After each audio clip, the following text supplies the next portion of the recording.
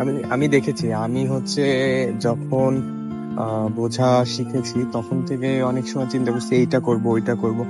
এখন দেখা যায় কি ওইটা আর করা হয় না। কিন্তু আমি যখন কোথাও যাই বা আহ, দেখি যে ওই আমি যে প্ল্যানটা করেছিলাম 2-3 বছর আগে সেটা অলরেডি শুরু হয়ে গেছে।